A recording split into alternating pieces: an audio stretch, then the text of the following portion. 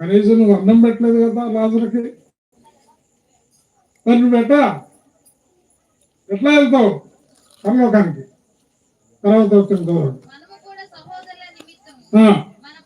మనం ప్రాణములను పెట్ట బద్దులమై ఉన్నామని ఎరుగండి.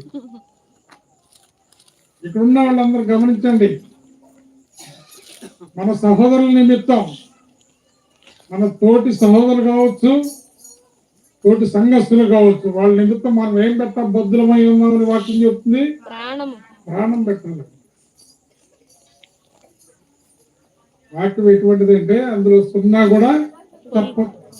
ఆకాశం భూమి గతించదు కానీ నా మాటలు సున్నా కూడా తప్పిపోదు.